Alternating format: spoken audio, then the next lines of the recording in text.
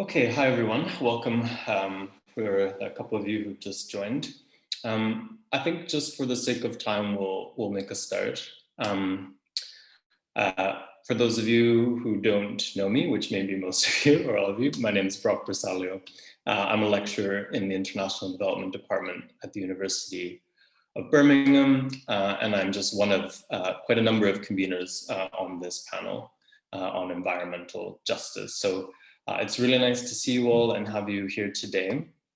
I'll let the presenters introduce themselves when they start presenting. Just so you know how things will unfold, there'll be 3 presentations, each will have about 20 minutes. At the end of the 20 minutes, there'll be some time for quick clarification questions, but we'll hold off on having a discussion, a Q&A session until the very end of, once everyone has finished presenting.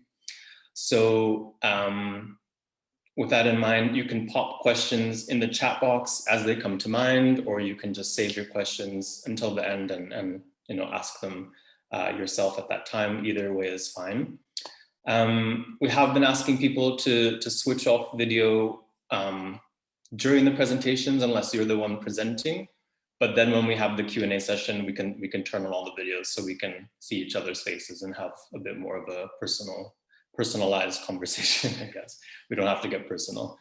So I think with all that said, we'll let the presenters get started. So Rose, whenever you're ready, just feel free to share your screen and start.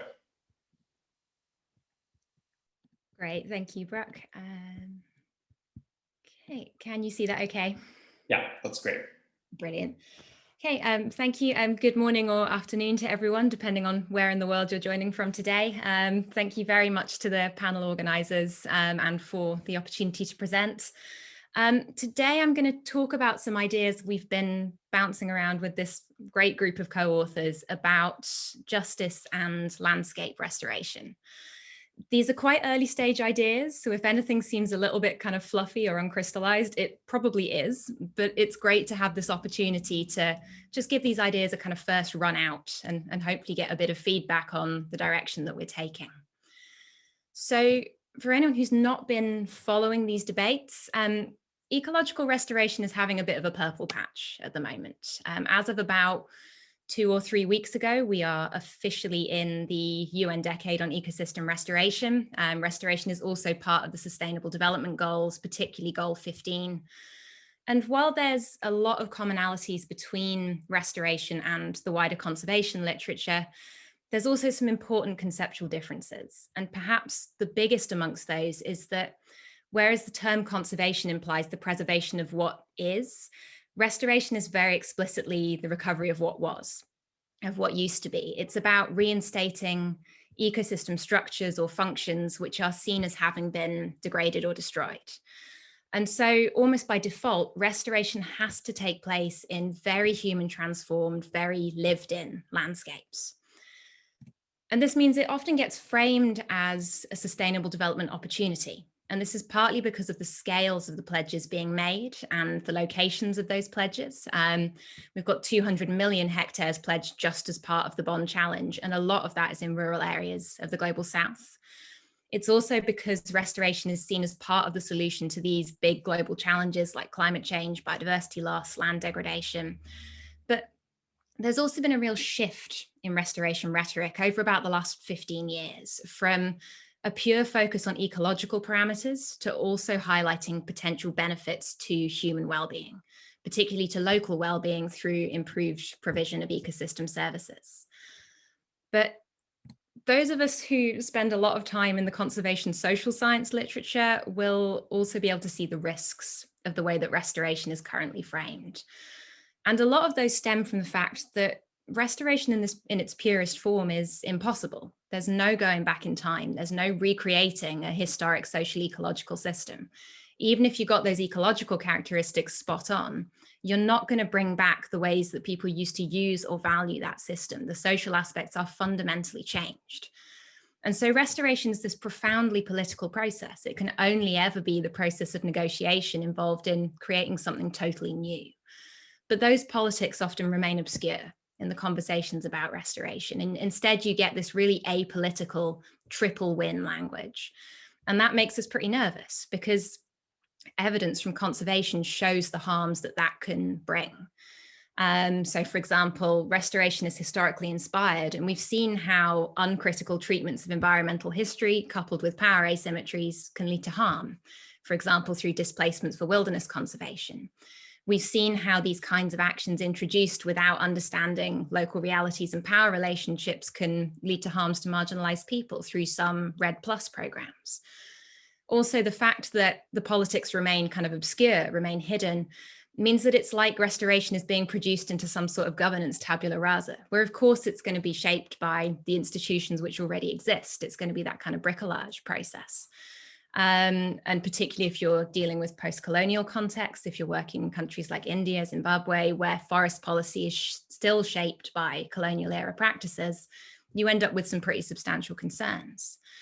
And also restoration continues to focus on local drivers of change rather than the kind of bigger political economic factors that produce those local drivers.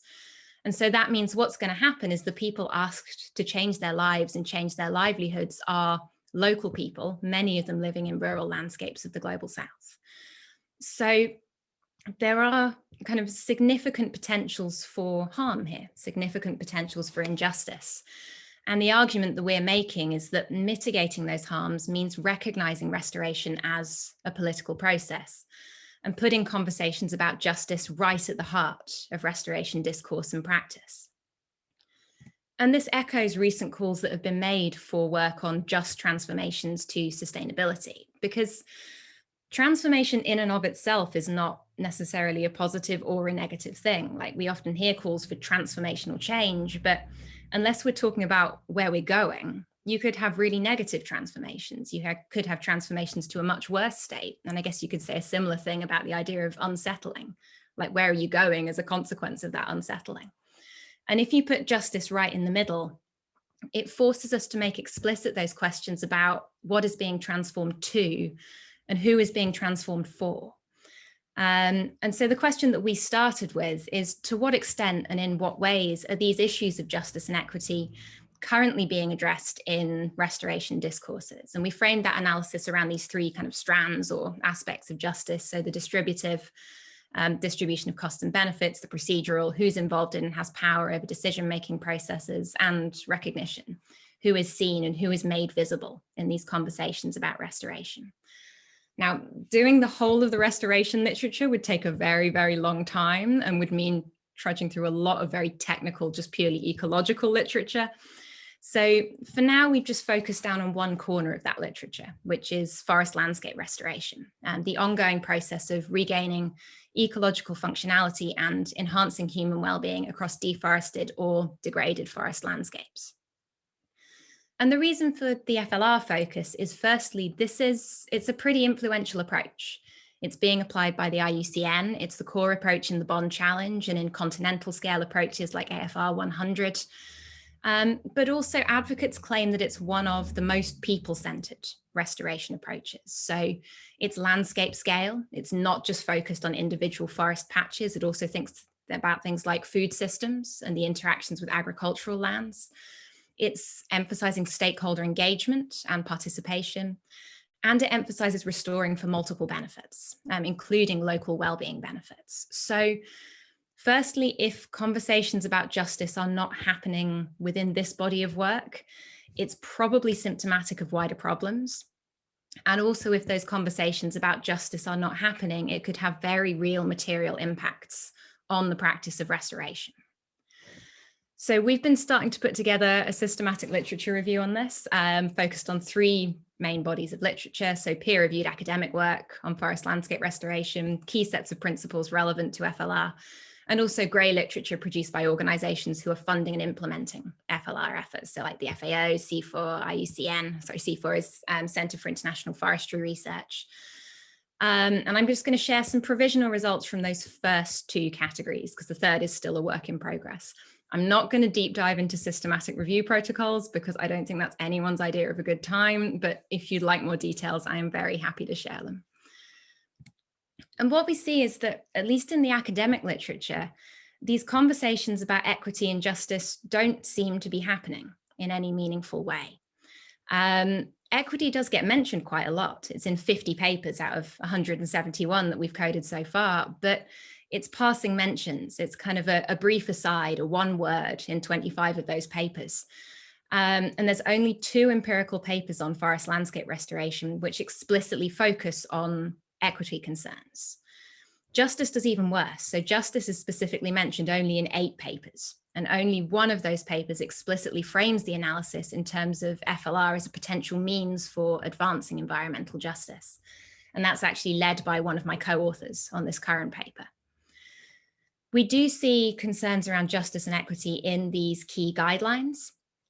So for example, the Society for Ecological Restoration does have distribution of benefits as part of its standards, as the kind of 5-star approach to restoration.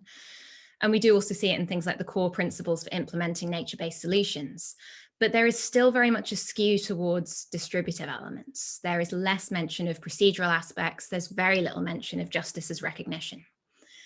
Now, it's totally possible that there is discussion of issues relevant to justice and equity in these literatures, but not using this specific vocabulary. So our next step is to take a much deeper dive and to look in more detail at distribution of costs and benefits, questions of participation, power, the kinds of mechanisms which are used, and also map out the stakeholders who are being recognized as important. And by doing that, figure out, are there groups, organizations, people who you'd anticipate being here, but who are currently made invisible. But it does look like the sorts of conversations we were just imagining, the ones that would be needed to mitigate those risks, don't seem to be occurring right now. And I'm very much of the perspective that, yes, we should be critiquing this stuff, but we also need to figure out how to articulate alternative models. So if we're going to argue for a just restoration, we need to think about what that could look like.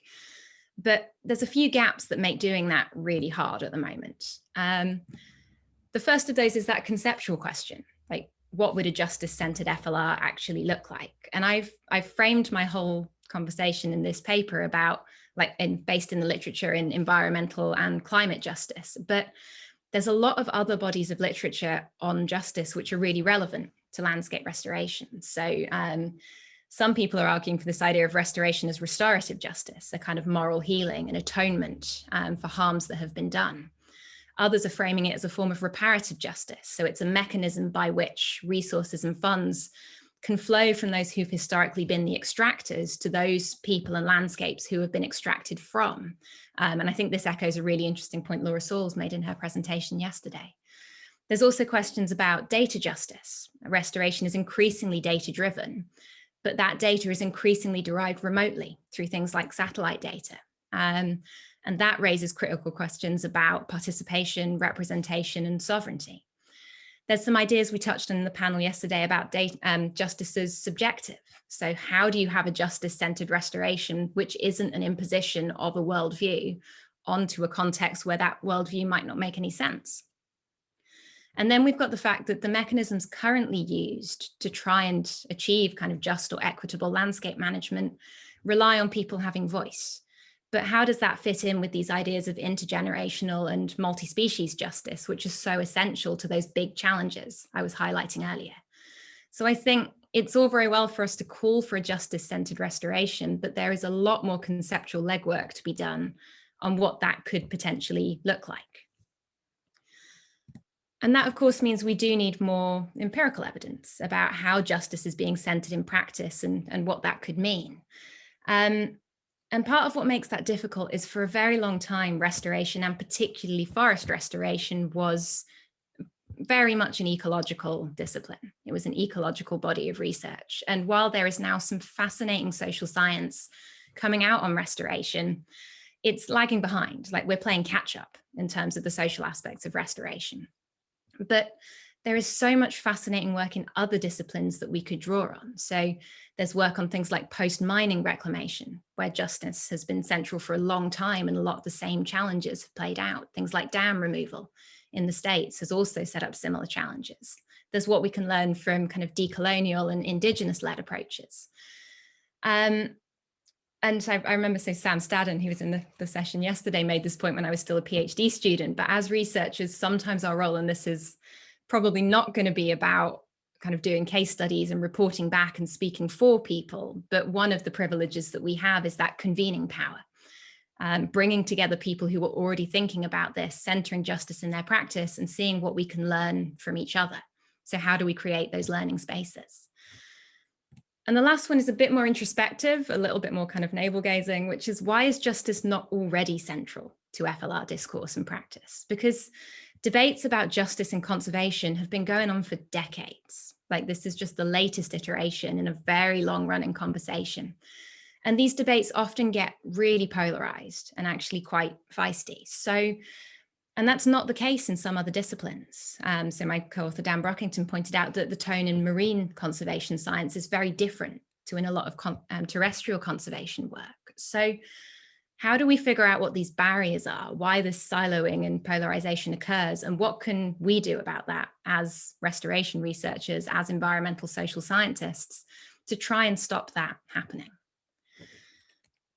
So just to summarize all of that, restoration or landscape restoration offers both opportunities and challenges. And I can see a version of restoration that would be really transformative from both ecological and development perspectives, but also one that becomes just another conservation fad. It just becomes another way of reinforcing an unjust status quo. And if we want it to be that unsettling, transformative version, we have to recognize the politics, and we have to make those questions around justice really explicit in decision-making. And coming up with those alternative models for what a just restoration could be is going to mean learning from those who were already centering justice in their environmental practice, as well as developing those new conceptual approaches drawing from multiple traditions of justice research. So as I said, these are all quite early stage ideas. They have an awful lot of growing up still to do. So I appreciate any comments or feedback that people have on any of this. And thank you very much for listening. Thank you, Rose. That was perfectly timed. I didn't forget your name. I was looking at the time to make sure it was perfectly timed. That was, yeah, fascinating, really interesting, and a lot that I think would spark discussion already. But for now, I think we'll stick to any quick clarifying questions. If someone has any, you could pop it in the chat box or just raise your hand. Yeah. Yeah, just a quick clarification. Any reason why you're looking at material only from 2015 onwards? What was that as the, why not a longer time frame? So mainly because I think forest landscape restoration has really emerged as a policy discourse in recent years. And if you map out the papers on the topic, there's been such an uptick since 2015. But you're right that actually these are, like, FLR as an approach started in the late 2000s. And it may be that we extend that literature review if we have capacity to do so. A lot of it, unfortunately, is about how much time we had in the run up to this conference. Okay, good. Any other quick questions along those lines? Okay, if not, then we'll move on to Deborah. So, and thanks again, Rose. So, Deborah, if you'd like to share your screen, you can get started whenever you're ready. Sure.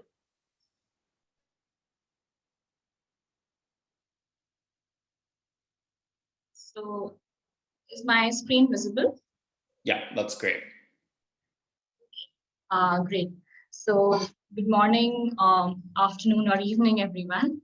I'm Deborah from Institute of Rural Management, Anand. It's based in a state called Gujarat in India. And I've been working with Professor Shambhu Prasad, who's also present here, in the areas of enabling civic action and sustainability initiatives.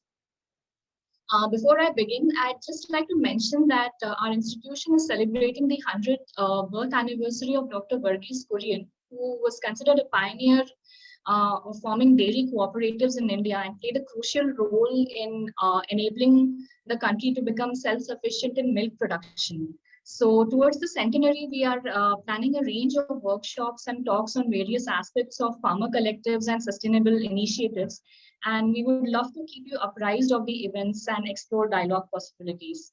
So moving on to today's presentation, which is titled The Farm Less Still, Exploring Sustainable Transformations Seeded Through Natural Farming Fellows of Andhra Pradesh Community-Based Natural Farming Initiative. So basically, the overview of the paper is as follows, that the Green Revolution has mostly run its course, and there is an obvious need to change the existing socio-technical regimes. Because of that, there have been emerging trajectories of alternate movements and projects. And Andhra Pradesh Community Managed Natural Farming Initiatives is one of these projects, which is probably one of the largest projects running in terms of initiating natural farming movements.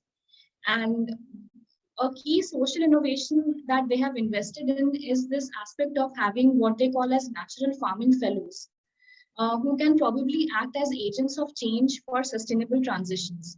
And we are interested in trying to understand how can their presence and actions seed some collective practices and build newer communities.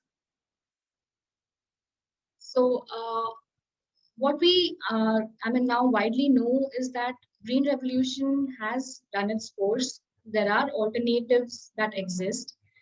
And the question is that, what is going to bridge these movements and what is going to facilitate the transition. So when we look at the Green Revolution model, it was basically an initiative that led to high output for select grains, but there was widespread adverse effects, mainly because of the use of synthetic fertilizers, which led to high greenhouse gas emissions.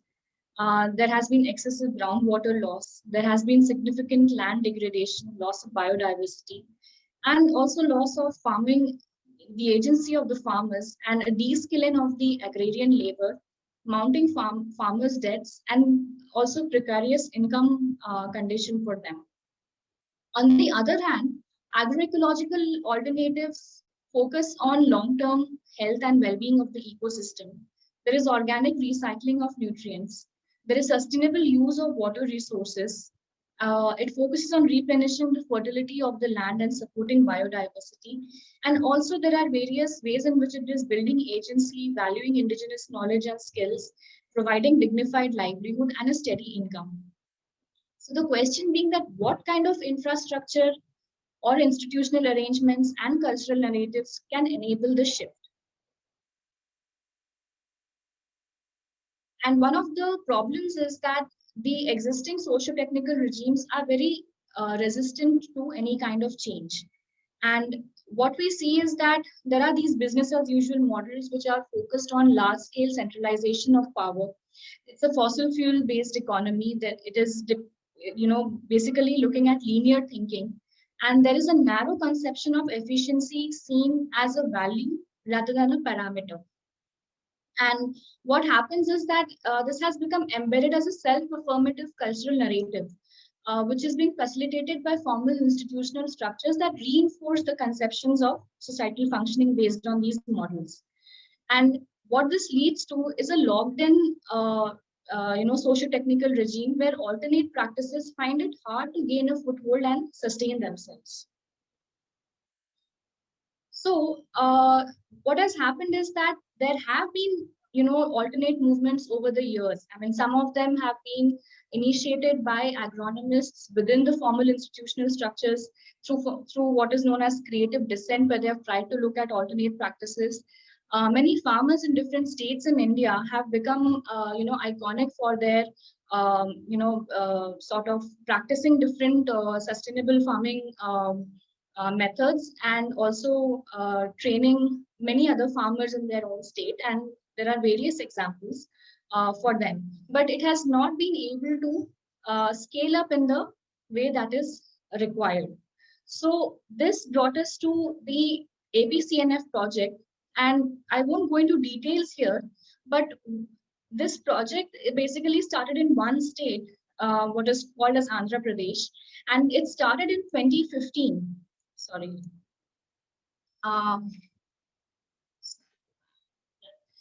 It started in 2015, but right since almost 2000, there have been different initiatives that were already in place, mostly by either the livelihood mission or community managed sustainable agriculture, or their involvement in the non-pesticidal management. So it is not something that came or developed overnight.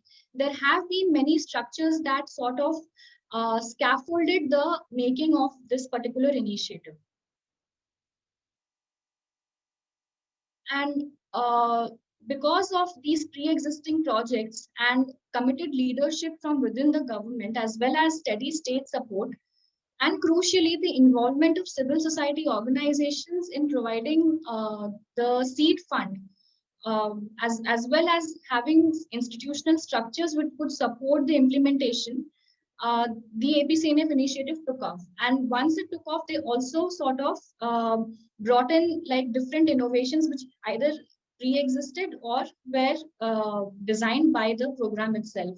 So the pre-existing groups were these self-help groups, which are like these women collectives, community resource persons, which consist of people who have been, trying out alternate forms of farming. And then these young agri graduates who are called the natural farming fellows. And this was something that was of particular interest to us, because we wanted to understand that basically how can emerging communities of practice unsettle these dominant socio-technical regimes. And these graduates, interestingly, are coming from universities which mostly still practice the green revolution model. So what forms of agency are to be nurtured by the experiences of the natural farming fellows, where they might be encountering something very different in the field? And then can they play a role in transforming power and knowledge structures? Furthermore, what are some pathways of grassroots capacity building that can happen through such an initiative? So in terms of the approach, this was an exploratory study, and qualitative techniques were mainly used. The data was collected primarily through interviews with the natural farming fellows and facilitators, through secondary data, field note, logs, and social media handles. In terms of the theoretical framework guiding this study, we were sort of inspired by situated learning concepts and community of practice framework discussed by Lev and Wenger, wherein they look at the ideas of membership, the shared enterprise, and engagement.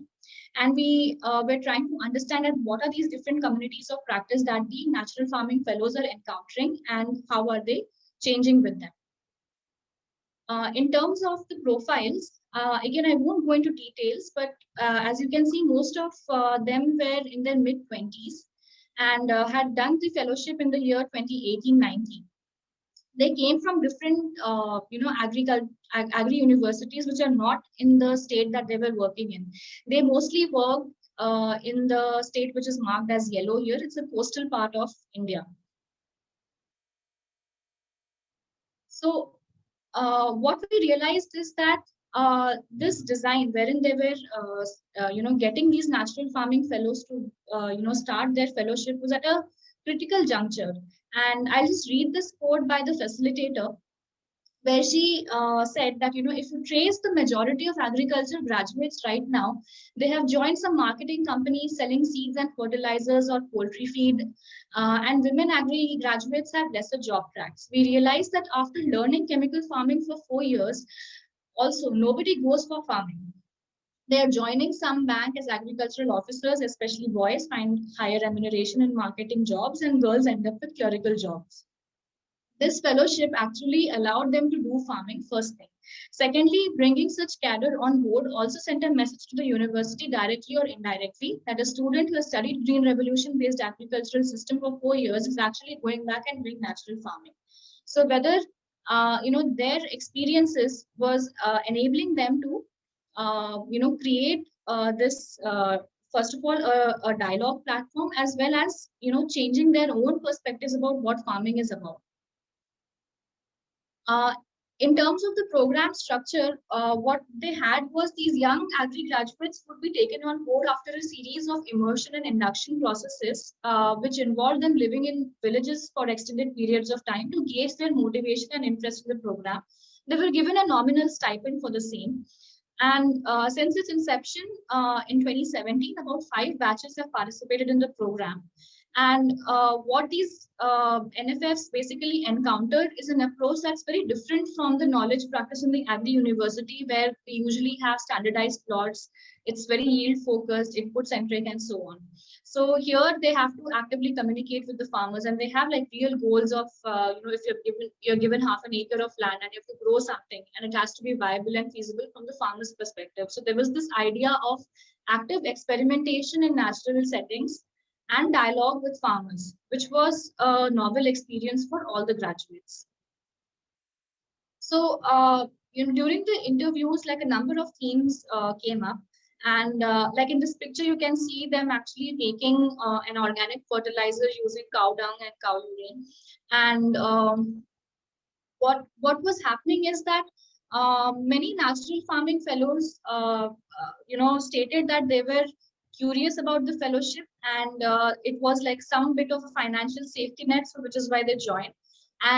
But over a period of time, it eventually changed from seeking just a job to looking at themselves as an entrepreneur and a change maker. So here the facilitator, for example, commented, so like after looking at this, after 2 years of fellowship, what happens is that initially many of them are looking for permanent job, but from there pulling these students from that mindset to getting them to do something exciting and not settling down for lesser work, that was a challenge, but they saw that happening over a period of time. The farming fellows also commented on having to undergo like a lot of unlearning in the process, and as well as experimenting with the land. So here one fellow, for instance, commented that during graduation we did not have practical knowledge of our own field. It was a kind of learning in classrooms and books.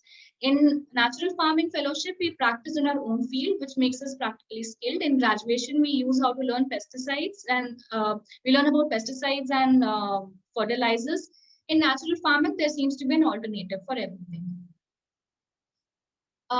They also were able to, they got this sense of empowerment by convincing local farmers to adopt at least some of the natural farming practices, and that seemed to, they felt like they had achieved something. And like one of them commented on how, because it was covered in some local event, he felt, very happy about it. And similarly, what was happening is over a period of time, they were also building identities that are in alignment with the movement. So one of them, for example, commented that, after the fellowship, they want to go back to their village and become a farmer, and become an entrepreneur by marketing natural farming products. So it's worth mentioning that many of them come from very modest socio-economic backgrounds. So, and mostly we see this trend of people quitting farming and actually joining the other sectors. So creating that sense of empowerment and agency, where you feel that you can actually practice sustainable farming and also get a decent livelihood, is a very big shift. 5 minutes or so. Yeah, I'm nearing. So also in terms of confidence, they felt more confident to cope with situations in the field and learn and share their learnings with a wider audience. So what we see here is that these natural farming fellows were actively unlearning and negotiating what they had learned from their agri-university communities, which is focused on input-centric farming. It's top-down in nature, yield-focused or technocentric. They have been learning and adapting from the natural farming community of the Andhra Pradesh community, which is focused on agroecological perspectives.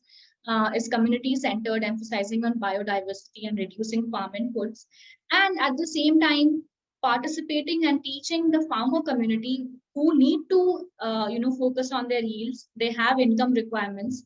There is a lot of tacit knowledge, and they have to deal with land, labor, and market access.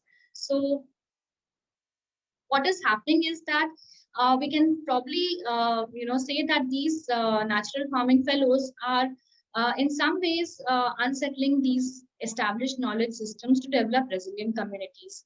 And going back to our questions, we feel that these emerging communities of practice can unsettle dominant socio-technical regimes by seeding transition elements and practices that offer viable alternatives.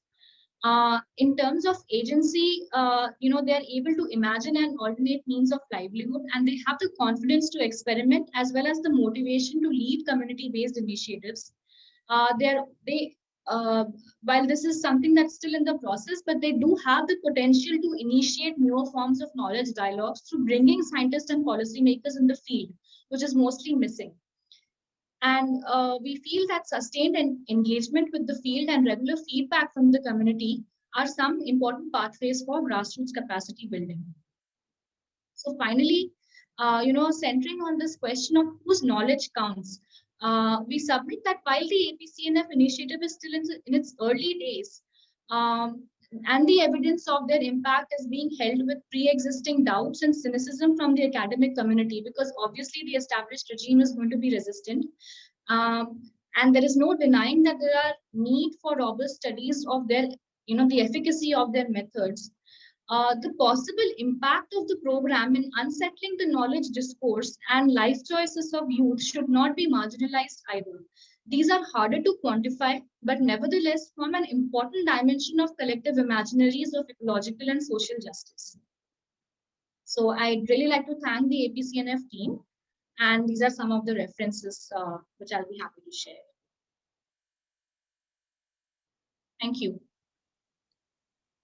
Brilliant. Thank you very much. That was fast. So enriching to see those types of insights from that specific initiative. So thank you very much for sharing those.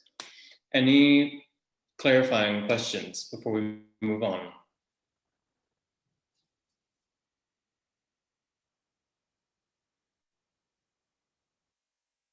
Okay, then we will wrap up now with a final presentation from Sila. So Sila, whenever you're ready, just go ahead and share your screen and get started. Let me just try and share the screen. There is a small warning from my end that my internet connection is not stable. So I'm trying to mute my video if that is all right with all. Yeah, that's just fine. I'll also switch mine off. Yeah, because that's a dangerous, yeah. I just need to stop share for a second so I can come back again with the share after the, yeah. So there we are. And so please confirm if you could see my screen. Yep, we can see it. Okay. And I have tried to maximize it. Is that also visible? Yep, that's just fine. Yeah, thank you so much. Okay, so this is a study that we have concluded 1 year back. This is a ICSSR sponsored major research project, which is conducted in 3 different states of India, West Bengal, Gujarat, and Telangana. And we have conducted the study to understand, as I just was mentioning, the study is based on the findings we have from 3 different states of India from the project that we have taken up. Brock, could you please confirm once you can hear me? Yeah, we can hear you just fine. We can't see any slides, but we can hear you. Oh. So is it visible now? I just hope, fingers crossed, no technical problems at this point of time. Okay, so a quick historical, snapshot of Indian forest policy before we get into the main topic for today. It's a very important aspect of how to understand the whole journey towards environmental justice that we can see in India. So initially during the colonial times, the forest policy, which is reflected in the Land Acquisition Act of 1894 and the Indian Forest Act of 1927, it has really tried to marginalize the traditional forest dwellers, including the scheduled tribes as well as the non-tribe communities, and all the communities and their rights have been sidelined. They have been negated, their access to forests, and the majority of the forest areas were used by the British colonial regime to generate a lot of revenue through timber trade, etc. So we move on from the pre-independence era, colonial times, to the post-colonial era, where the 42nd Amendment of the 1976 becomes important for us,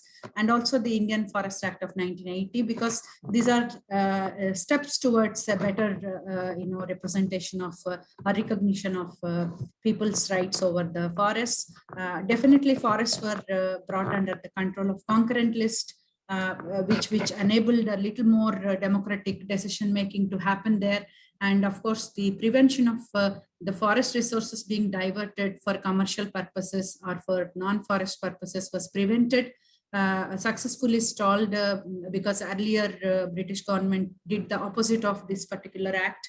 Every resource from the forest was taken for granted and taken for commercial purposes, not for the purpose of community consumption. But these two acts tried to undo that historical injustice to some extent, if not completely.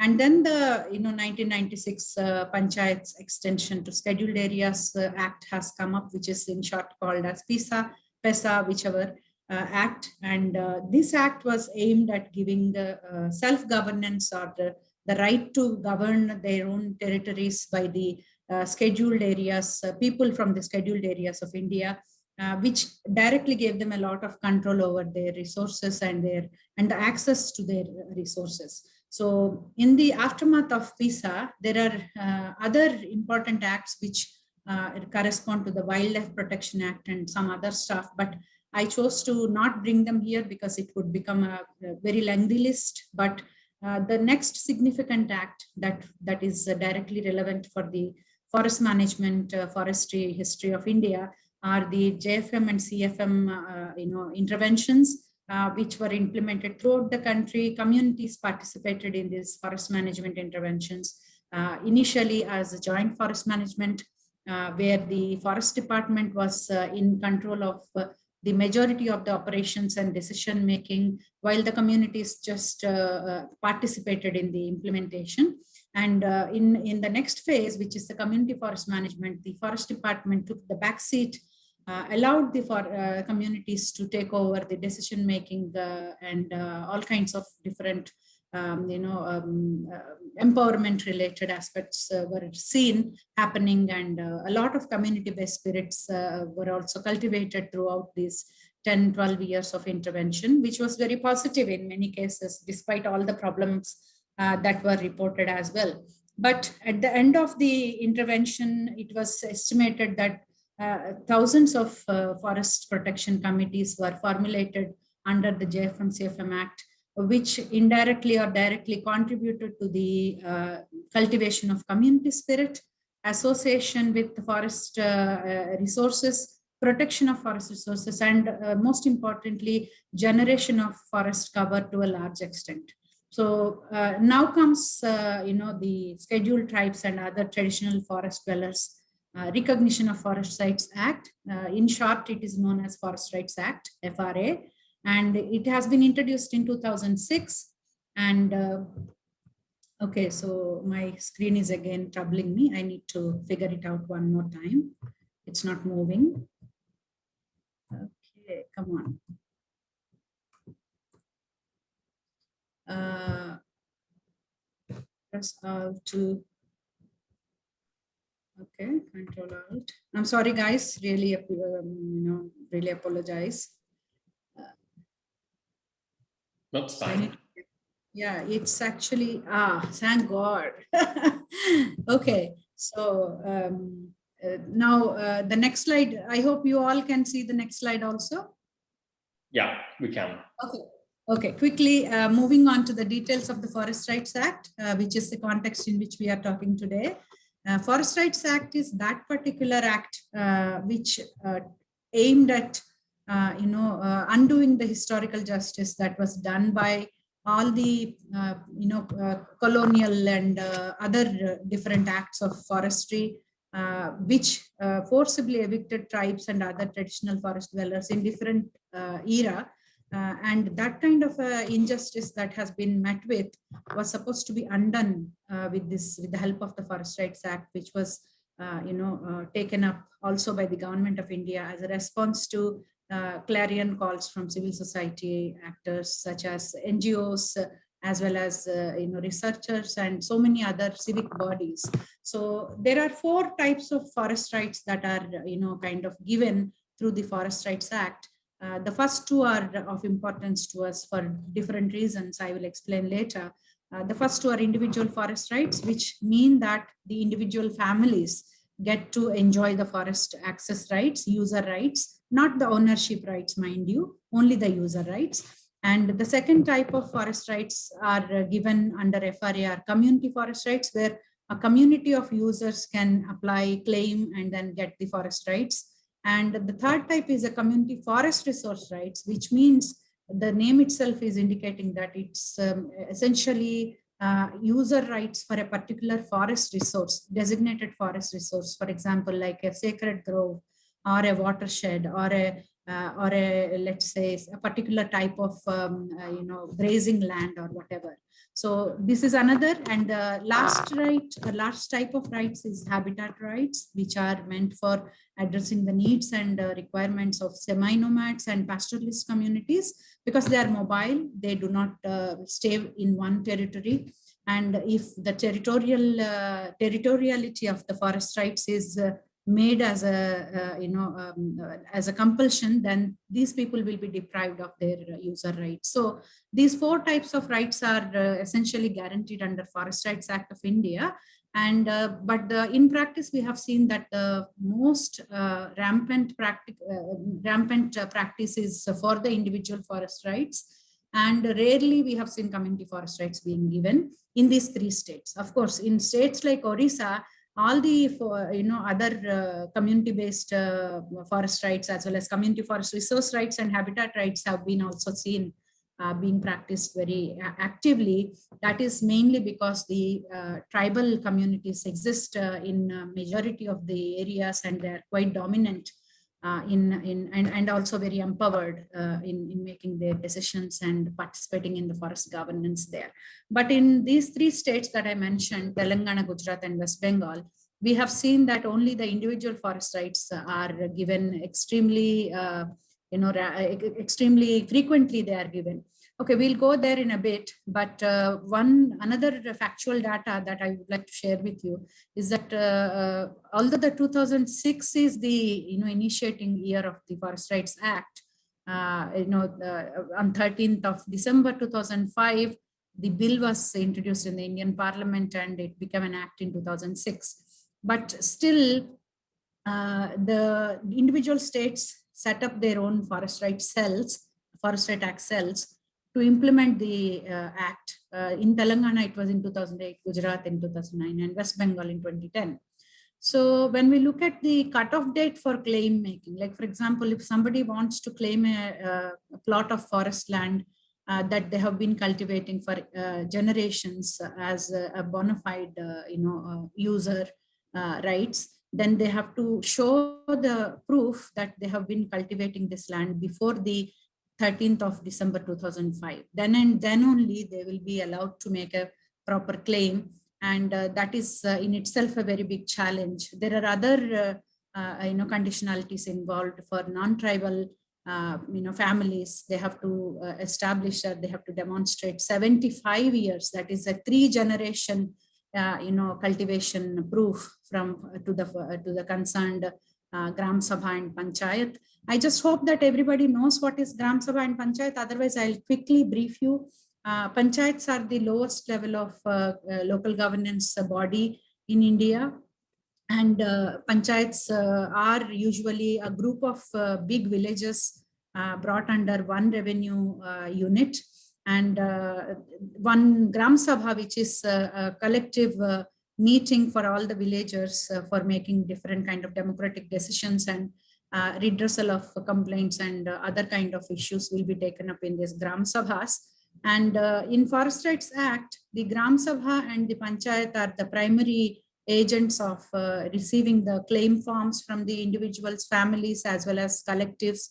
And then the process will go up. As you can see here, the last point here, vertically accountable committee system is established, where the approval or rejection of the Forest Rights Act claims will be taken up at different levels, starting from village level going up to the state level.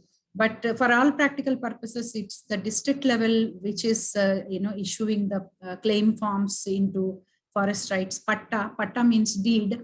So all the different departments work together. Forest department, for example, works in close proximity with the revenue department. And of course, the Tribal Development Authority is part and parcel of all the work that happens under FRA.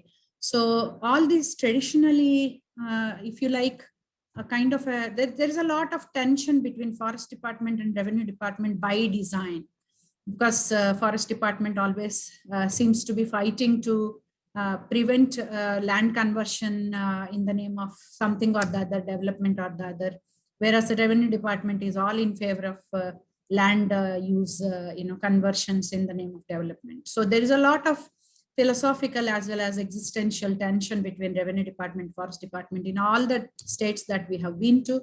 And of course, Tribal Development Authority has remained on the sidelines for several decades now. But with the Forest Rights Act, they also came into the center of the whole game. And that is, I hope, is enough background for you on how the Forest Rights Act and is implemented through different bodies, etc. So we will quickly see what is the research methodology that we have adopted in these 3 states. We are a team of 3 principal investigators. I am the principal investigator, 2 co-PIs, and 2 research associates. Both of them are PhD scholars with me now, so about to finish their PhDs. And this research methodology is very innovative as far as we have seen, because we did not want to go down the line of pure qualitative or pure quantitative manner, because we realized that a lot of knowledge that has been available in the public forum is either purely quantitative, which does not give us a lot of in-depth information, or if it is totally qualitative, then it is not rising up to the position of giving us comparative trends and analysis. So we wanted to use as much as possible all kinds of methods that will be required, which included, of course, the primary method of investigation was immersion, ethnographic method, and immersion allowed us for making thick as well as thin observations in all these areas with regards to the checklist of events and issues that we wanted to understand, some of those which we are discussing at the moment. Of course, participant observation is one of the favorite means by which we interacted and built rapport with the communities, and also gather information without intruding too much into their everyday lives, and also not causing them a lot of trouble, because obviously all these issues were very sensitive, and it required a lot of confidentiality and sensibility to deal with these issues as researchers. We coupled these informative activities along with the occasional household schedule surveys. Wherever we required an entire village information, we took that. We ended up conducting several in-depth interviews with all key resource persons from different government departments, as well as from the community elders, as well as from NGOs and other such actors. We have also conducted focus group discussions, which were gender segregated and also mixed, and which were also designed based on the level of forest beat guards were gathered together at one point to discuss several ground realities, and which were not coming out from the higher officials, obviously. So, of course, we have also taken up the participated rural appraisal methods, such as the transect walks and wealth ranks, seasonal rankings. We have also ended up doing a purposive selection of study locales in all the 3 states. We have taken up districts that were moderately performing to a large extent, or moderate to well performing districts, because we wanted to see actually what are the issues we could have gone to a non-performing district, but we would not have been able to get the different nuances then, probably because these districts also gave us what is not working and they also gave us what is working. So we also took beneficiaries as well as non-beneficiaries, and as I mentioned, these people include tribes as well as other traditional forest dependent communities who are not tribes. Okay, so what is it that this paper is attempting to understand? Of course, the fundamental pattern that is emerging throughout this analysis is that there is a lot of talk about equitable development and environmental justice through this Forest Rights Act, such as it's a great instrument, and it is actually aimed at delivering environmental justice. What are the successes and failures? That was one of the aspects we were looking at. Of course, the whole activity started at the level of observations around claim making and claim redressal at the individual forest sites and community forest rights. We have understood the dynamics and the nitty-gritties in great detail. As I mentioned, all the research methods that we used gave us extraordinary spectrum of observations, which are very rich. Many of these we are writing up in papers, and hopefully they will be out in a year or so. So now the whole point is, yes? About 5 minutes left. Sorry to interrupt. No problem, no problem. I'll try to wrap it up as soon as possible. Okay, so the Forest Rights Act, of course, is one of the forest management institutions available at this point of time, but it is constantly interacting with the other parallel forest management institutions that are pre-existing. And we know how Francis Cleaver talks about the institutional bricolage. We have seen that happening at every level here. And of course, a lot of challenges were also coming up in the process of imparting environmental justice and equitable development through FRA, because there is a lot of migration from neighboring states, and that is also pushing a lot of forest clearance, because these people coming from neighboring states are trying to get into the mid of the forest, dense forest lands, clearing those places, because they would be then hoping to kind of put a claim for forest user rights hopefully in the next policy cycle. So these are some of the challenges that were observed. 1 second quickly. Okay, as I mentioned, collective forest rights were sparsely given in all these 3 states that we have been in, and individual forest rights are very liberally sanctioned. And as I mentioned, different aspects were important in successful implementation of the FRA. One of the factors was the trust between the community members and the forest department officials, as well as forest officials and the revenue officials, etc. And of course, there was a lot of conflict of interest among stakeholders, including the government officials and communities, because there was a lot of blurred boundaries when it comes to institutional interactions, because at times it was not clear which institution is responsible for what, who will make the decision, who has the power to make the decision. So those are some of the bottlenecks that were observed. And forest lands that were taken up under JFM CFM intervention in 92 and 2004 were now declared as unfit for claiming forest rights under the FRA Act. So that essentially meant all the communities who participated through the joint forest management and community forest management interventions are now helpless, because they do not have the ability or the opportunity to claim the forest rights based on their 10-year-long interaction with the forest lands, because those lands were not classified as forest lands which can be distributed under Forest Rights Act. Paradoxically, though, we also observed a lot of land conversion happening in the name of development in the 3 states that we have been during the study period. So it is paradoxical, because the commercial use of land, forest lands were permitted, but distribution of forest land for rightful, people was not permitted. Another set of observations before I conclude quickly are, forest offenders were also let me put it this way: when somebody has to put a claim form, they have to attach a proof, and then the proof is either a police fine or the forest department fine, or such kind of proofs are only admitted. So somebody who is a forest offender who had the proof with them were able to make the claims for the forest rights, especially the individual forest rights, whereas the others were not able to make it, even if they have been cultivating the forest lands.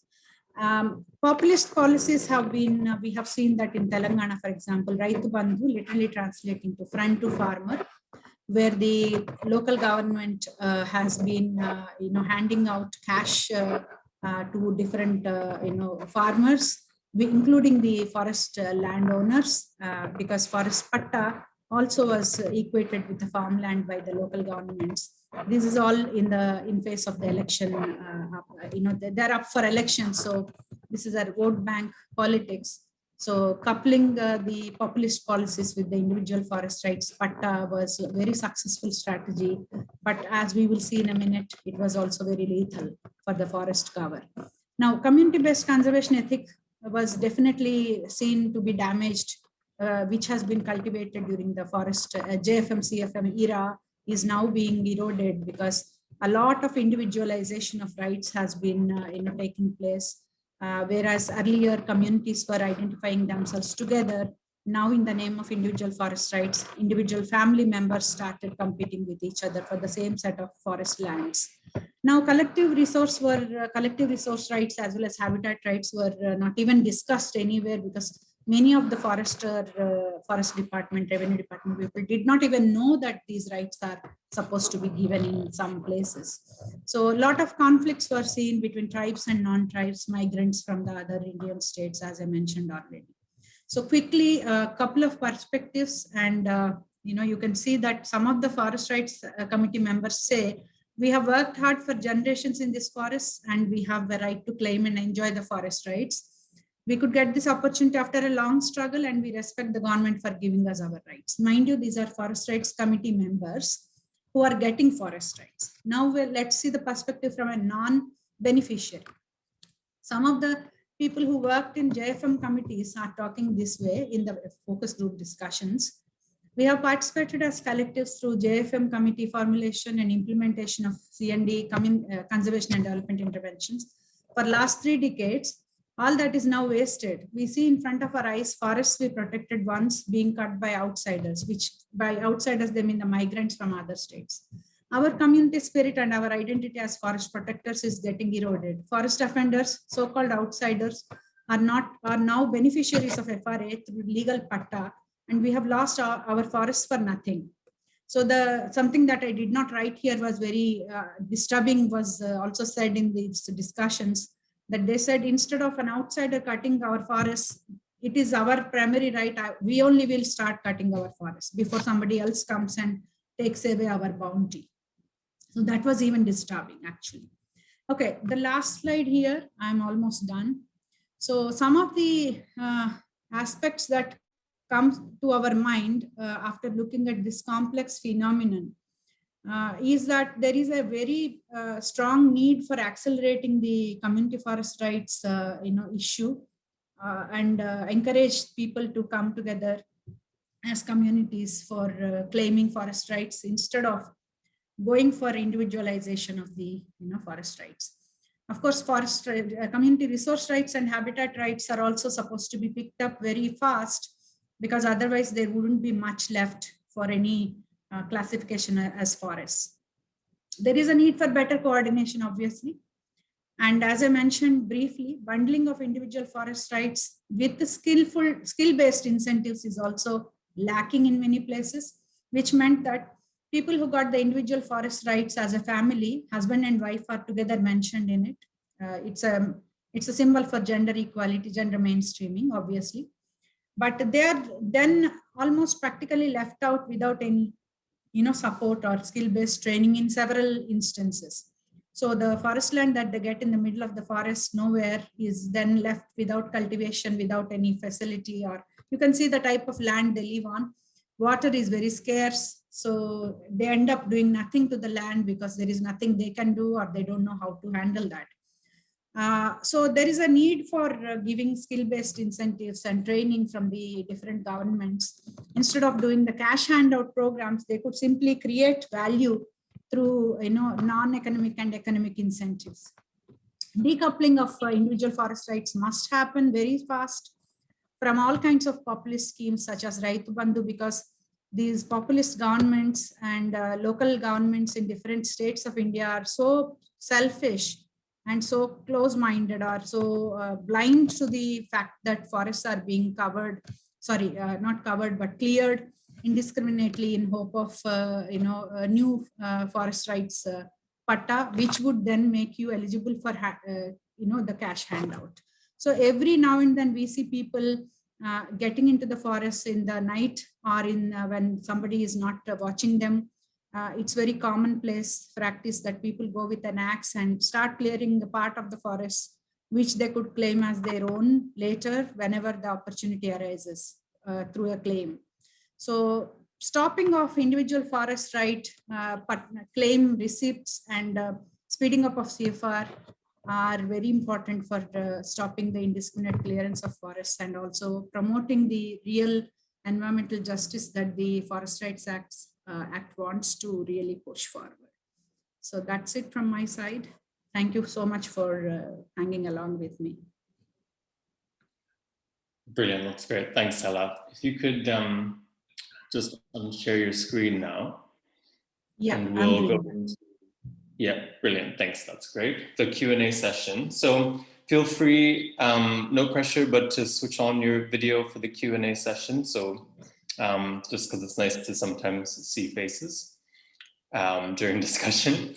And I'll just open the floor. If you want to put a question in the chat box, we'll be monitoring that. Otherwise, just feel free to raise your hand or the little yellow reaction hand, and I'll call on you. So any questions for any of the presenters or all of the presenters?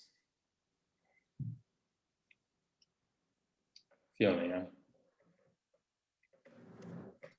Thank you very much, and thank you all for the great presentations. I really enjoyed them. I have a question for Rose. Yeah, I really enjoyed your presentation. I look forward to hearing more about the work you were talking about. But there's two questions really. One is, I think we can imagine just how challenging it would be, and already it is, and we know from the past, to put justice at the centre of conservation or restoration, and what the sort of lack of acceptance would be, the resistance would be. So I just wondered if you had any thoughts about language and terminology, or any good examples from what you found so far, or it might be too early on, and also you know, how is the approach that you're suggesting different to rights-based approaches, and how does it build on, or any sort of thoughts or reflections on sort of rights-based approaches type terminology and all that sort of experience associated with that? Thank you. So they're really good questions, thank you. And I think that question about terminology and how we present alternatives in a convincing way is a really, really good one. And I don't think I've got good answers to it yet. I think a lot of it is like, it's looking at who is already doing this work really well and then trying to showcase those examples.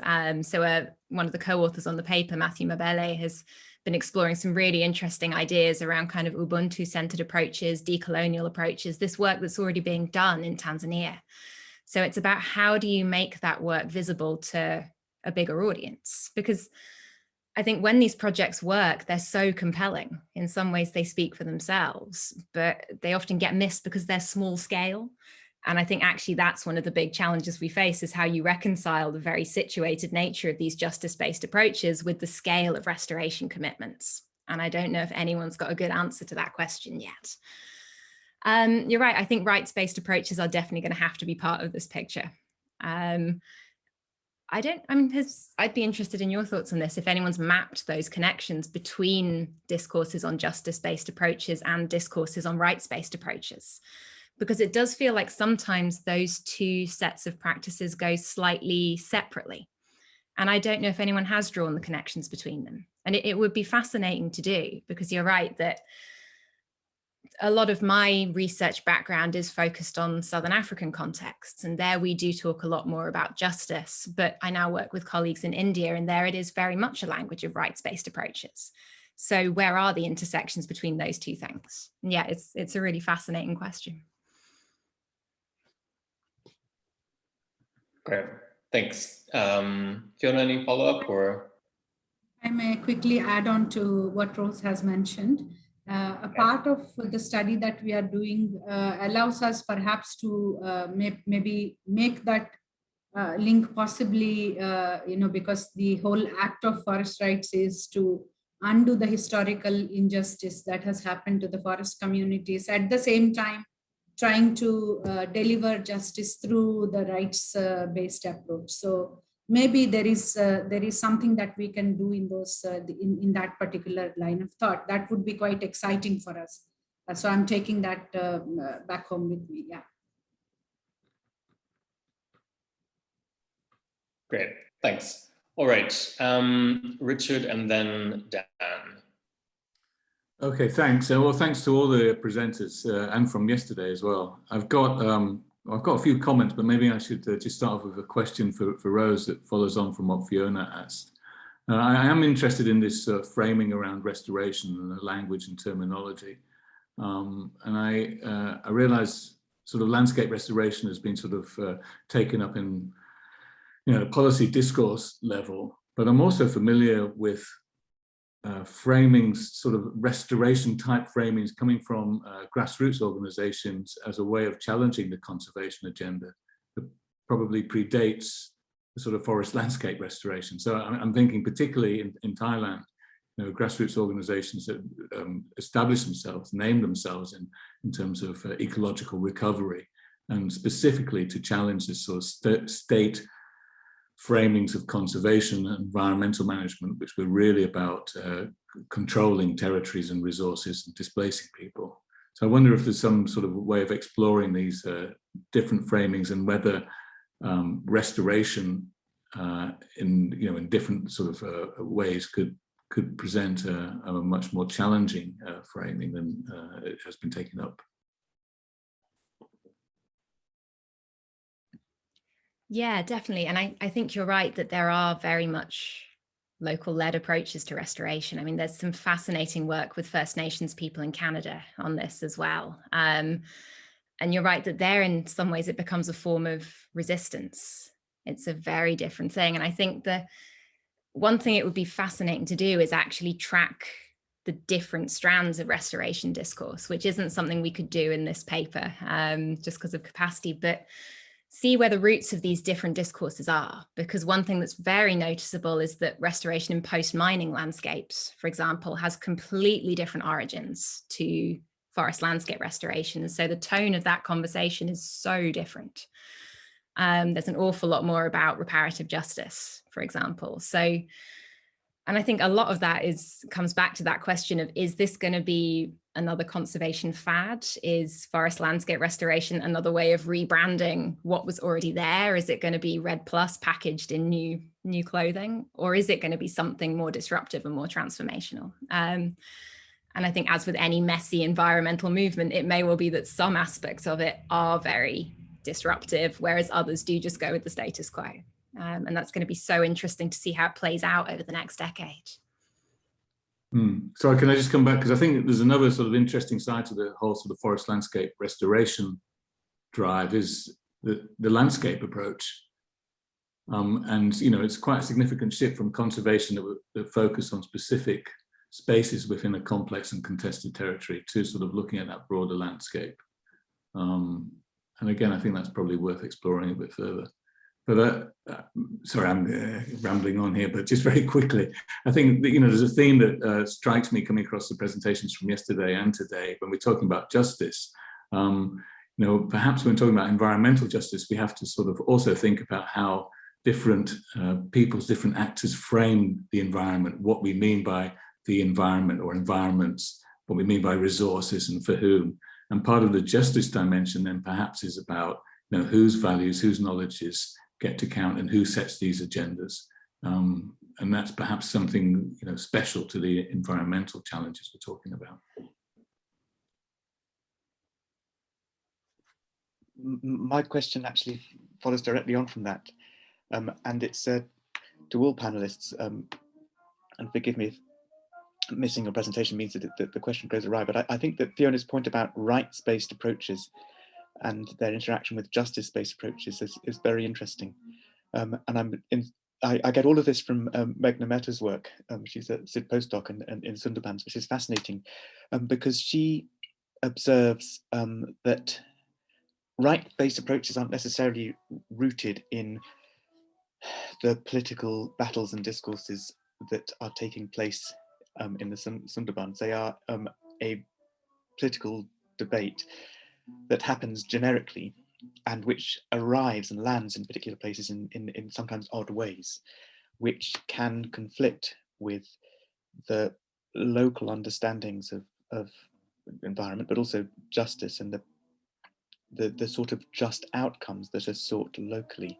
And I wondered if colleagues and representatives could reflect on that and whether in fact would be helpful to distinguish between a rights-based approach and a justice-based approach on the grounds that the rights-based approach doesn't always deliver locally just solutions.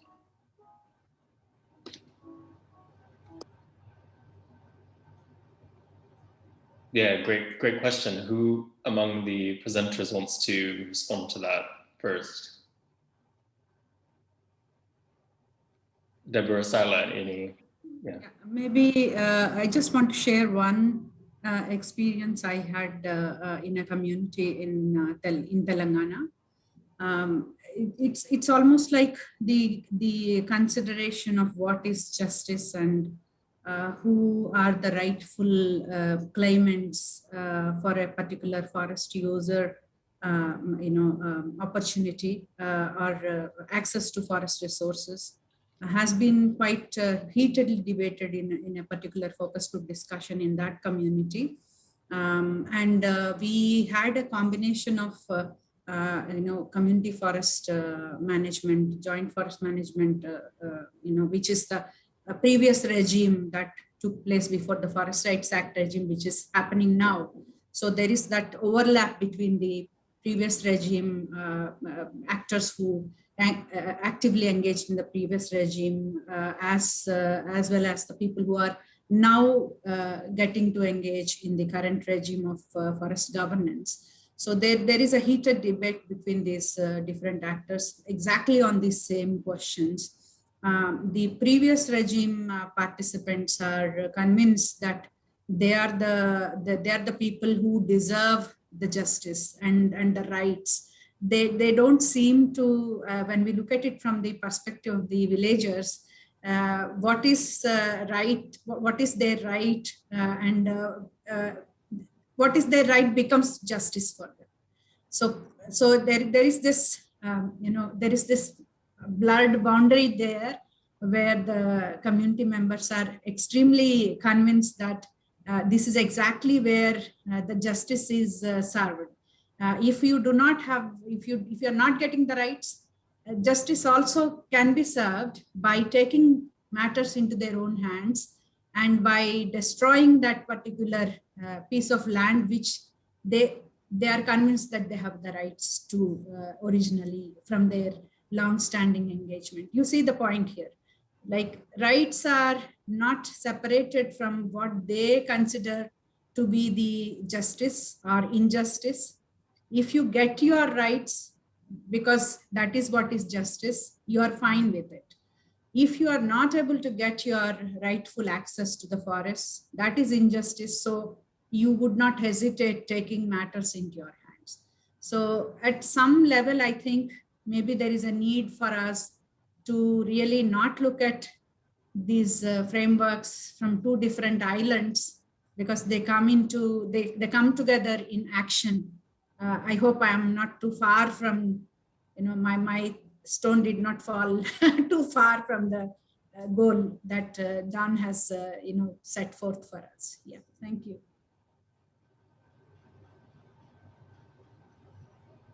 So we have another question, but do any of the other presenters want to chime in on that? Yeah. Deborah, you want to say something? No, I was just saying that you had something to say, and he's like a co-presenter sort of. Yeah. So Okay, just on this point of on the point of justice, I think we just want to add another dimension to it, which has to do with how do you negotiate knowledge claims. And there's this concept of cognitive justice, which is sometimes used in the Indian context. So how is the knowledge claim of, say, a forest community versus the knowledge claim of the foresters, for instance, if you look at forestry? But if you look at agricultural science and agricultural knowledge, and this comes out specifically in our own paper, the National Academy of Agricultural Sciences has completely dismissed all of these practices, short of calling that voodoo science and so on. And here are communities in large numbers, and the real fight is actually on knowledge. There's a contestation of knowledge. So it's not just a question of rights versus other kinds of issues. I think the knowledge issue is quite important to any justice discussion.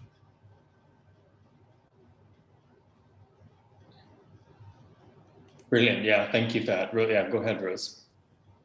Yeah, I'm so on this subject of rights and justice. So I'm working with a PhD student at the moment who's exploring rights-based approaches to forest landscape restoration. And actually, one of the issues that we're hitting at the moment is matching the rights-based frameworks that we have to the landscape scale. Because particularly with a lot of the traditional approaches to common property resources and things like that are rights to forest. And when you start thinking about integrated landscape approaches and kind of agriculture, and you're bringing in other land uses, you're bringing in other complexities of people's livelihoods, some of those rights-based approaches don't carry over. And I don't know if we've had that conversation yet about how you adapt rights-based approaches to a landscape scale, and whether you need to think about rights-based approaches from the non-environmental perspective, because that means something so different in other corners of development studies. It's not just rights to resource. So it would be fascinating to explore, but in some ways, the environmental justice framework is easier to operationalize right now. There's still some conceptual work that we need to do in that space.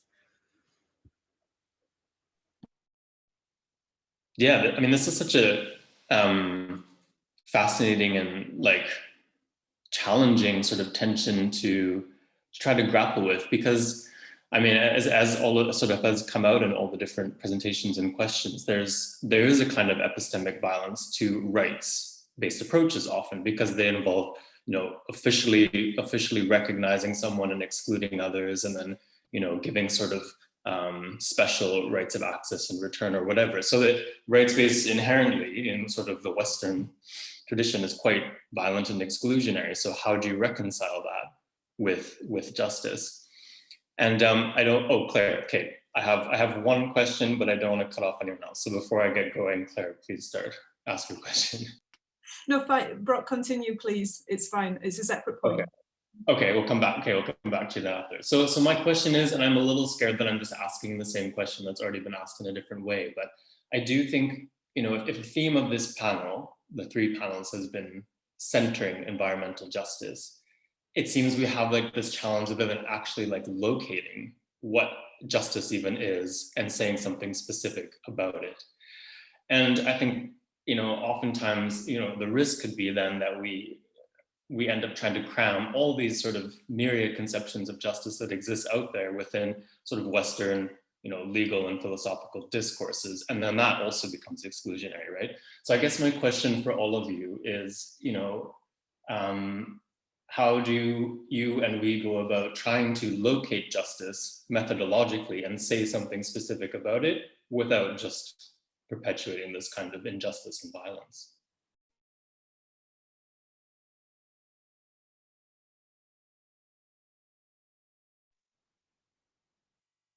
So, yeah, I mean, just to add a bit, I think here, it becomes, that is why very important as to, whose views are we really listening to, and, how do we make those views count? So in the context of, for example, this study, whether it is the agricultural scientists from these formal institutions, which end up having a lot of weight, and because, these are the people, in terms of the methodologies also, like, for example, when we're doing literature study, we are looking at all these scopus indexed articles, which are going to be from certain kind of places, and they have this legitimacy. So the question is, how do we actually widen the legitimacy, of different participants, and actually create these even grounds? And I think one of the previous works that has happened in the context of these different agricultural methods has been in trying to get the scientists and policymakers in the field. In some way, it's just not about the practical leveling of field, but also the knowledge field. How do we get farmers to, or development practitioners to be able to share these spaces and mainstream different ideas? So one aspect of at least the knowledge centered justice could emerge from here. And also we tend to talk about justice like, with a capital J, as in there being this one, overarching theme. And I think there are all these different kind of justice which probably will emerge, and that plurality also probably needs to be recognized. So, yeah, brilliant. Thank you for that. I don't want to abuse my privilege and keep speaking, so I'm going to pass the mic on to Claire with great restraint. I'll pass it back really quick. It's just something I was just reflecting on from that discussion, and maybe linking to the presentation that Deborah gave. As we're discussing justice and knowledges, I found it really fascinating to kind of hear about these natural farming fellows who are sitting across different discourses around knowledge and justice. So I wondered if we can maybe think about the people involved in these different discourses, and whether the training, I'd be fascinated to hear more about the kind of training that these the natural, what were they called, natural farming fellows had in their traditional institutions, and then did they face some kind of what's sometimes called a disorientating dilemma in their learning when they then moved to work with farmers? Did that open up discussions around justice, and did that kind of feed back into their institutions in any way? Yeah, so first, the study, it's still in its initial stages. So we are actually in the process of also trying to map, the curriculum, like across these different agricultural universities, as to how do they talk about, let's say, sustainable agriculture, and whether that even features as part of, their active field work, and the kind of discourse that exists within the formal institutions. And yes, definitely there is what one might call an epistemic tension for them, because they haven't been, it has, there is either by negligence or, overt sort of almost dissing of these practices. They are tuned to these very input-centric, yield-focused, particular grains kind of, methods. So for them, it's initially there's a lot of reluctance, and in these cases, they also many of them come from farming families who have adopted already chemical farming for many years, and for them to see that these parallels exist or alternatives exist, it is there is a lot of unlearning and negotiation involved. Which is why they have had these really long immersion and induction, processes involved, where they have gone and spent time with the field, in the field, and they have also interacted with, senior like farmers who have been practicing these alternate, farming techniques for a while, to gain some inspiration and practical know-how. But at the same time, till now, we are not seeing ways in which this is maybe feeding back into the mainstream institution as to whether they're able to actually go back and have dialogues with maybe the lecturers or faculty members, and whether that there is any kind of bridge being formed there. So that I think still remains to be seen, but it's very early stages, and we'll know about that. If I may just add, I think what we've seen with regard to these natural farming fellows is they are just transplanted suddenly to a particular village, and they are supposed to take some land on lease and demonstrate through natural farming methods that they can get as good as their neighbors and so on. So it's a big challenge for them. And we realized in one particular case that to make that happen, and they also have to attend various kinds of meetings which are called by the head office and so on, they actually ended up, this particular natural farming fellow called his mother and sister from the village to come and participate and take care of the land. So it's one level quite challenging because none of this has been tried before. They've learned only chemical ways of farming, and they have to demonstrate successfully in an area which is not their own a different method of farming. We weren't able to physically meet them due to the pandemic and carry out this question. We asked this question whether they are likely to take this back to the laboratory, to their universities. That hasn't quite happened because the opportunity for learning or unlearning of the agricultural scientists and the teachers there hasn't quite yet been factored. And that might be a bigger question there. That's great. Thank you very much. Sorry, Brock. No, that's perfect. That's great. No apologies needed. Devanshi, did you have a question? I had a question about to Shailaja about the Forest Rights Act. I wanted to understand, I mean, just what is the reluctance in granting community rights as against individual rights? Is it much more to do with communities coming together and then kind of being politically empowered for forests? So what is some of the reluctance in granting the community access as against the individual access? Okay, so I would have to elaborate my answer on 3 levels. The 3 different states have 3 different responses to the pattern that you just inquired about. Let's start with West Bengal. In West Bengal, the whole implementation happened in one way, top to bottom, fashion. So the different government departments decided together to kind of map the houses on different localities, forest dependent houses, and just decide unilaterally which house gets how much land. And without even the patta claim forms being submitted, these tribes and non-tribes forest dependent households were given exactly, not less, not more, exactly the same amount of land on which their house stands, however small or big the house is. So they don't have any access to any kind of cultivable land. So the Forest Rights Act is essentially aiming to help people to achieve their bona fide livelihoods through user rights access to the forest. So that is defeated there. So there is no question of community forest rights here, as you can see.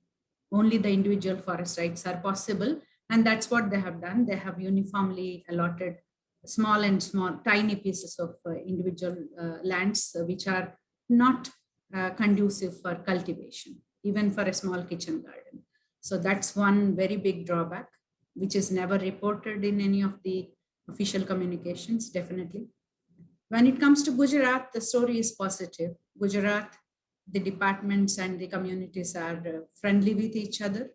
The individual forest rights holders who are not the JFM, CFM actors, as I explained briefly, are in good terms with the forest department and revenue department, and they are doing good work together. But the community forest rights are not given in huge numbers. Maybe one in a panchayat or 2 in a panchayat, not really more than that. One of the reasons which was not explained to us, but we understood over a period of extended stay in these areas, was that the hesitation is in terms of the forest department and revenue department not getting the required encouragement from the local politicians because the local politicians, as I briefly explained, want more and more individual forest rights holders so they can tap into these individual forest rights people's sentiments when the election time comes in. They can give in cash handouts, they can bargain for a vote from the family, one family, 5 votes, you know the game. So this only can happen in individual forest rights, because you can then, ride on those forest rights patta holders, access to the land. So now this is something which is not possible in the community forest, rights patta holders, because that would require a much more stronger level of negotiation on all fronts. So they want to simplify their business. This is one thing we observed in Gujarat also. This is happening. In Telangana, it is happening much more robustly. As I explained, the local government actively, announces programs that are directly linked to your IFR patta, which is the land deed. And cash handouts are given to each of the IFR landholders. And the IFR landholder would in turn give the vote to that particular ruling party. So a lot of collusion between the dominant mode of development, which is the land convergence for commercial purposes, including factorization, industrialization, and you have the coal mines all over the district that we were in. So they want to extend the coal mines further into the forest areas. That would mean again a lot of forest getting destroyed. So community forest rights are not being encouraged because of the direct tie-up of local governments with the capitalist growth model. And the capitalist growth model wants more and more land, access to lands, more and more land conversion. And that would not be conducive if there are more community forest rights. That's a very simple calculation as far as I understood.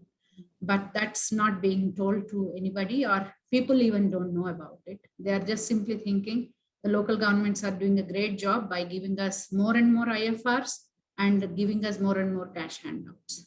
Nobody is bothered about what is happening to the forest or to their collective bargaining power, except for those communities who have been active in joint forest management and community forest management era.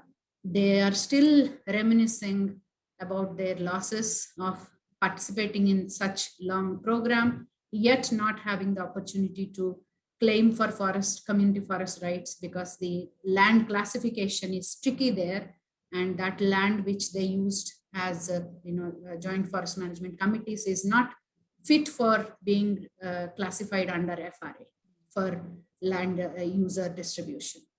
So yeah, that's the whole point. I hope I answered your question. Thank you. Okay, we are just about at the end, unless there's any last question or comment or question that's more of a comment. No, good. Okay, well, just one sort of big thank you again to all the presenters. Really fascinating stuff. Nice to see, despite the different contexts, some really important sort of themes and threads coming out that I think, are definitely something that are really central to what this panel is trying to grapple with. So thank you so much for all your contributions. The next and final panel of this centering environmental justice thing is tomorrow at 10, and that's going to be chaired by Fiona. So it will no doubt be a great and very well chaired session. So thanks everyone, enjoy the rest of the day and the conference, and we'll see you again soon.